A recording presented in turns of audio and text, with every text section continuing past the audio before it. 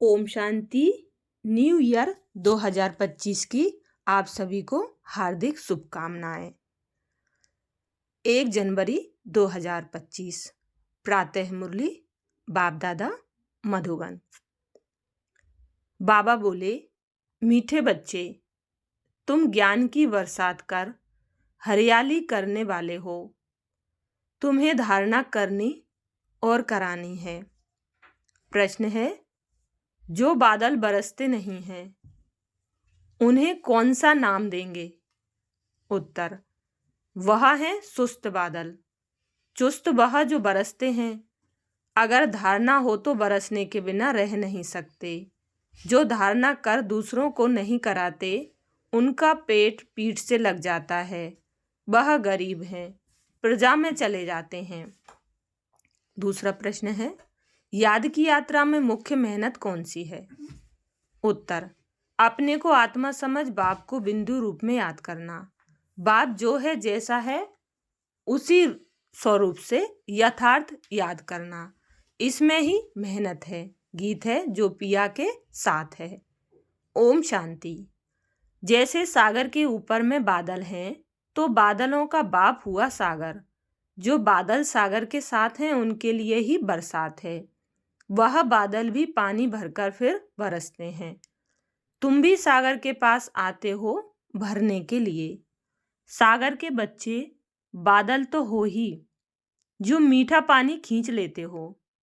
अब बादल भी अनेक प्रकार के होते हैं। कोई खूब जोर से बरसते हैं, बाढ़ कर देते हैं। कोई कम बरसते हैं। तुम्हारे में भी ऐसे नंबरवार हैं जो खूब जोर से बरसते हैं। उनका नाम भी गाया जाता है। जैसे वर्षा बहुत होती है तो मनुष्य खुश होते हैं। यह भी ऐसे हैं, यह भी ऐसे है। जो अच्छा बरसते हैं उनकी महिमा होती है। जो नहीं बरसते हैं उनकी दिल जैसे सुस्त हो जाती है। पेट भरेगा नहीं। पूरी रीति धारणा ना होने से पेट जाकर पीठ से लगता है। फेमन होता है तो मनुष्यों का पेट पीठ से लग जाता है। यहाँ भी धारणा कर और धारणा नहीं कराते हैं तो पेट जाकर पीठ से लगेगा। खूब बरसने वाले जाकर राजा रानी बनेंगे और वह गरीब। गरीबों का पेट पीठ से रहता है। तो बच्चों को धारणा बड़ी अच्छी करनी चाहिए। इसमें भी आत्मा और परमात्मा का ज्ञान कितना सहज है। तुम अब समझते हो हमारे में आत्मा और परमात्मा दोनों का ज्ञान नहीं था तो पेट पीठ से लग गया ना। मुख्य है ही आत्मा और परमात्मा की बात। मनुष्य आत्मा को ही नहीं जानते हैं तो परमात्मा को फिर कैसे जान सकेंगे? कितने बड़े विद्वान पंडित आदि हैं, कोई भी आत्मा को नहीं जानते। अब तुमको मालूम हुआ है कि आत्मा अविनाशी है। उसमें 84 जन्मों का अविनाशी पाठ नूंधा हुआ है जो चलता रहता है। आत्मा अविनाशी तो पाठ भी अविनाशी है। आत्मा कैसा ऑलराउंड पाठ बजाती है, यह किसको पता नहीं है। वह तो आत्मा सो परमात्मा कह देते हैं। तुम बच्चों को आदि से लेकर अंत तक पूरा ज्ञान है। वह तो ड्रामा की आयु ही लाखों वर्ष कह देते। अभी तुमको सारा ज्ञान मिला है। तुम जानते हो इस बाप के रचे हुए ज्ञान यज्ञ में यह सारी दुनिया स्वाहा होनी है। इसलिए बाप कहते हैं, देह सहित जो कुछ भी है यह सब भूल जाओ। अपने को आत्मा समझो, बाप को और शांति धाम स्वीट होम को याद करो। यह तो है ही दुख धाम। तुम्हारे में भी नंबर बार पुरुषार्थ अनुसार समझा सकते हैं। अभी तुम ज्ञान से तो भरपूर हो। बाकी सारी मेहनत है याद में। जन्म जन्मांतर का देह अभिमान मिटाकर देही अभिमानी बने, इसमें बड़ी मेहनत है। कहना तो बड़ा सहज है, परंतु अपने को आत्मा समझें और बाप को भी बिंदु रूप में याद करें, इसमें मेहनत है। बाप कहते हैं, मैं जो हूँ जैसा हूँ ऐसा कोई मुश्किल याद कर सकते हैं। जैसे बाप वैसे बच्चे होते हैं ना। अपने को जाना तो बाप को भी जान जाएंगे। तुम जानते हो पढ़ाने वाला तो एक ही बाप है, पढ़ने वाले बहुत हैं।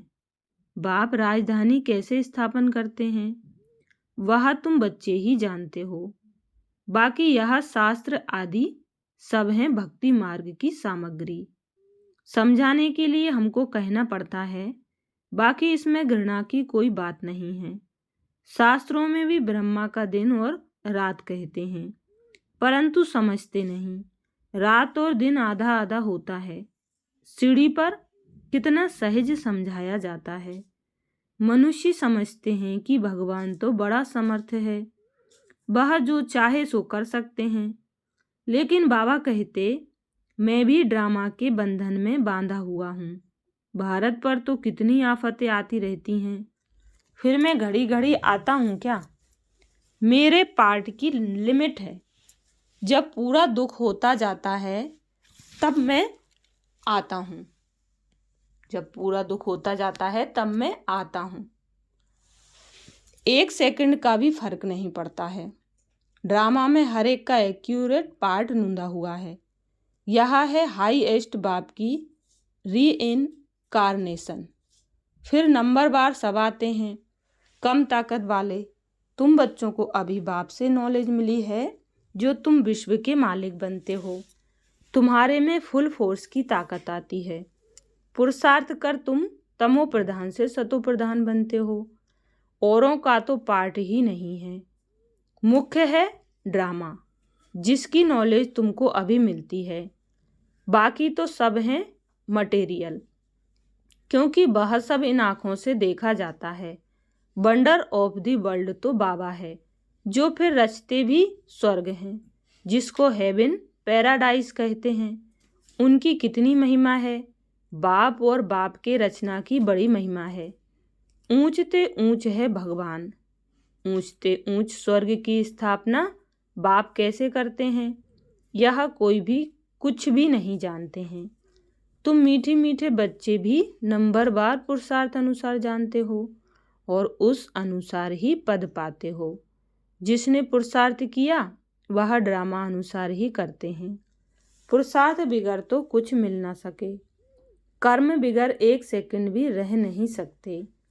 वह हठ योगी प्राणायाम चढ़ा लेते हैं, जैसे जड़ बन जाते हैं। अंदर पड़े रहते हैं, ऊपर मिट्टी जम जाती है।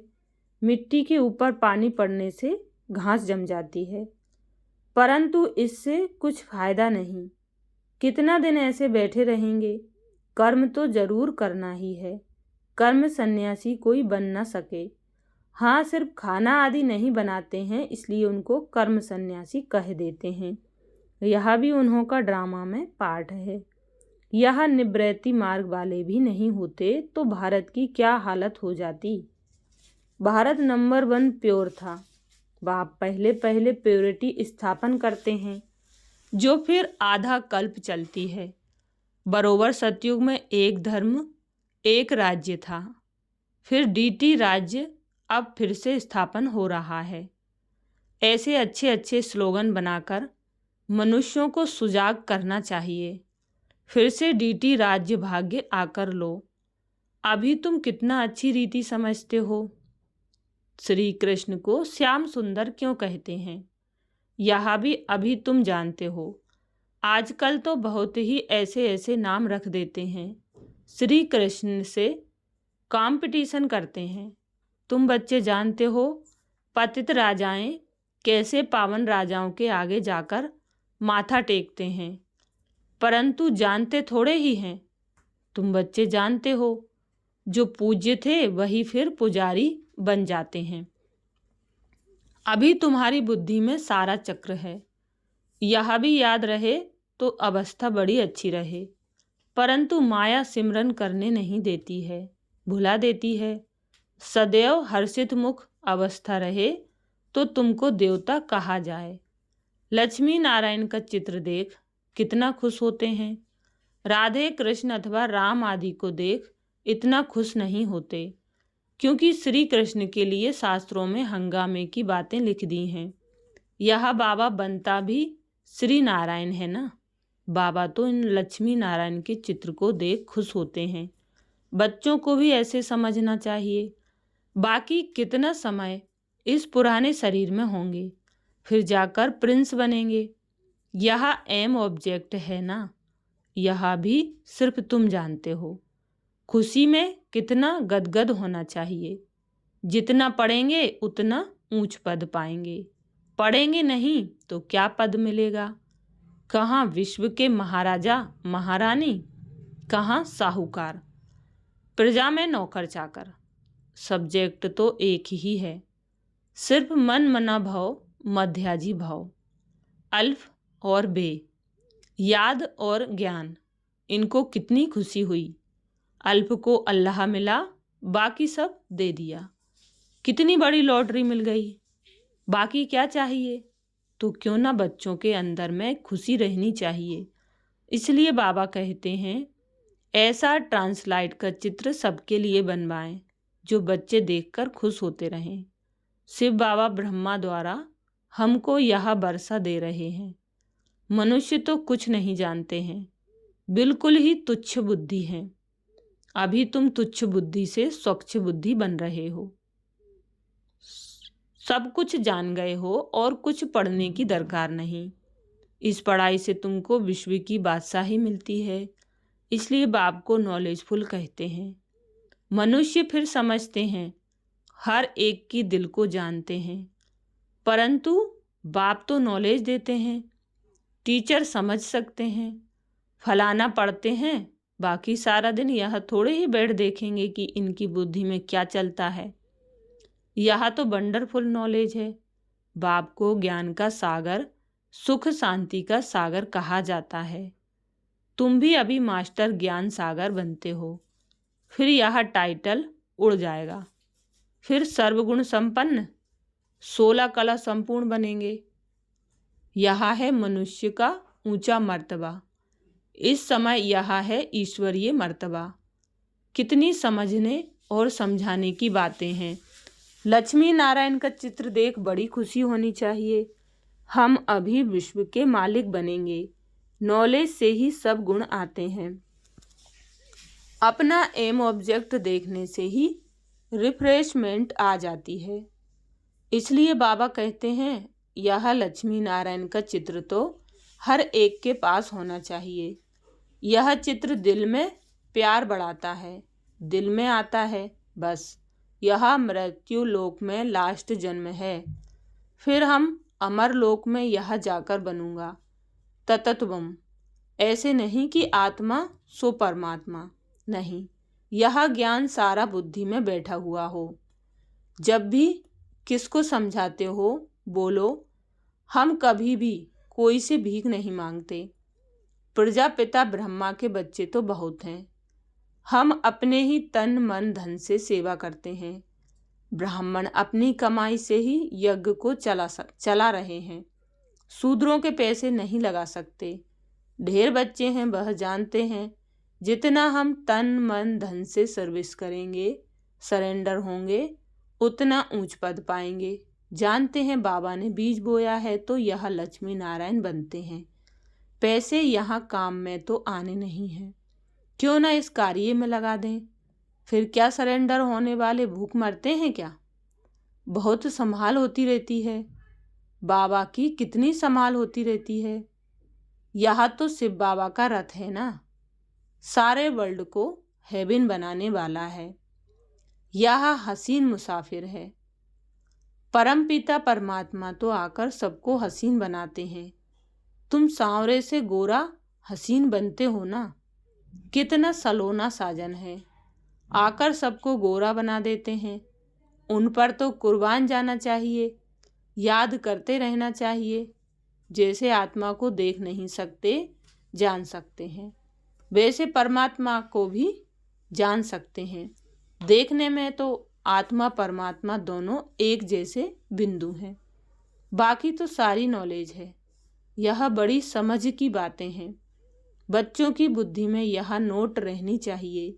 बुद्धि में नंबरवार पुरुषार्थ अनुसार धारणा होती है।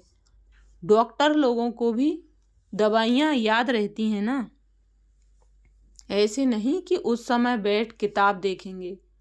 डॉक्टरी की भी पॉइंट्स होती हैं। बैरिस्टरी की भी पॉइंट्स होती हैं। तुम्हारे पास भी पॉइंट्स हैं, टॉपिक्स हैं जिस पर समझाते हैं। कोई पॉइंट किसको फ़ायदा कर लेती है, कोई को किस पॉइंट से तीर लग जाता है। पॉइंट तो बहुत ढेर की ढेर हैं। जो अच्छी रीति धारण करेंगे वह अच्छी रीति सर्विस कर सकेंगे। आधा कल्प से महारोगी पेशेंट हैं, आत्मपतित बने हैं, उनके लिए एक अविनाशी सर्जन दवाई देते हैं। वह सदैव सर्जन ही रहते हैं, कभी बीमार होते नहीं, और तो सब बीमार पड़ जाते हैं। अविनाशी सर्जन एक ही बार आकर मन मना भाव का इंजेक्शन लगाते हैं। कितना सहज है, चित्र को पॉकेट में रख दो सदैव। बाबा नारायण का पुजारी था तो लक्ष्मी का चित्र निकाल अकेला नारायण का चित्र रख दिया। अभी पता पड़ता है जिसकी हम पूजा करते थे वह अब बन रहे हैं। लक्ष्मी को विदाई दे दी तो यह पक्का है हम लक्ष्मी नहीं बनूंगा।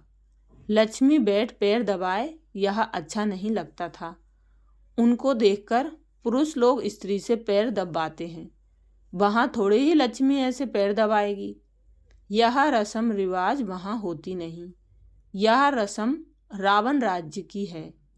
इस चित्र में सारी नॉलेज है, ऊपर में त्रिमूर्ति भी है। इस नॉलेज को सारा दिन सिमरन कर बड़ा बंडर लगता है। भारत अब स्वर्ग बन रहा है, कितनी अच्छी समझानी है। पता नहीं मनुष्यों की बुद्धि में क्यों नहीं बैठता है। आग बड़े जोर से लगेगी, भंबोर को आग लगनी है। रावण राज्य तो जरूर खलास होना चाहिए। यज्ञ में भी पवित्र ब्राह्मण चाहिए। यह बड़ा भारी यज्ञ है, सारे विश्व में प्योरिटी लाने का। वो ब्राह्मण भी भल ब्रह्मा की औलाद कहलाते हैं, परंतु वह तो कुख वंशावली हैं। ब्रह्मा की संतान तो पवित्र मुख वंशावली थे ना, तो उन्हों को यह समझाना चाहिए। अच्छा, मीठे मीठे सीखीलदे बच्चों प्रति माता पिता बाप दादा का याद प्यार और गुड मॉर्निंग। रूहानी बाप की रूहानी बच्चों को नमस्ते। हम रूहानी बच्चों की रूहानी माता पिता बाप दादा को याद प्यार गुड मॉर्निंग और नमस्ते। धारणा के लिए मुख्य सार। पहली पॉइंट, स्वच्छ बुद्धि बन, वंडरफुल ज्ञान को धारण कर। बाप समान मास्टर ज्ञान सागर बनना है। नॉलेज से सर्वगुण स्वयं में धारण करने हैं। दूसरी पॉइंट है, जैसे बाबा ने तन मन धन सर्विस में लगाया, सरेंडर हुए, ऐसे बाप समान अपना सब कुछ ईश्वरीय सेवा में सफल करना है। सदा रिफ्रेश रहने के लिए एम ऑब्जेक्ट का चित्र साथ में रखना है। वरदान दिया बाबा ने, एक रस स्थिति द्वारा सदा एक बाप को फॉलो करने वाले प्रसन्न चित्त भाव। एक रस स्थिति द्वारा सदा एक बाप को फॉलो करने वाले प्रसन्न चित्त भाव। डिटेल है, आप बच्चों के लिए ब्रह्मा बाप की जीवन एक्यूरेट कंप्यूटर है। जैसे आजकल कंप्यूटर द्वारा हर एक प्रश्न का उत्तर पूछते हैं, ऐसे मन में जब भी कोई प्रश्न उठता है तो क्या क्यों कैसे के बजाय ब्रह्मा बाप के जीवन रूपी कंप्यूटर से देखो। क्या और कैसे का क्वेश्चन ऐसे में बदल जाएगा। प्रश्न चित्त के बजाय प्रसन्न चित्त बन जाएंगे। प्रसन्न चित्त अर्थात एक रस स्थिति में एक बाप को फॉलो करने वाले। स्लोगन है, आत्मिक शक्ति के आधार पर सदा स्वस्थ रहने का अनुभव करो। विशेष नोट, सभी ब्रह्मा बस 1 जनवरी से 31 जनवरी 2025 तक विशेष अंतर्मुखता की गुफा में बैठ योग तपस्या करते हुए पूरे विश्व को अपनी शक्तिशाली मनसा द्वारा विशेष प्रकाश देने की सेवा करना जी। इसी लक्ष्य से इस मास के पत्र पुष्प में जो अव्यक्त इशारे भेजे गए हैं वह पूरे जनवरी मास में मुरली के नीचे भी लिख रहे हैं। आप सभी इन पॉइंट्स पर विशेष मनन चिंतन करते हुए मनसा सेवा के अनुभवी बने। अपनी शक्तिशाली मनसा द्वारा प्रकाश देने की सेवा करो। आप शांति दूत बच्चे कहाँ भी रहते, चलते फिरते सदा अपने को शांति दूत समझकर चलो। जो स्वयं शांत स्वरूप, शक्तिशाली स्वरूप में स्थित होंगे, वह दूसरों को भी शांति और शक्ति की सकाश देते रहेंगे। अच्छा, शुक्रिया बाबा, शुक्रिया आप सभी का। ओम शांति।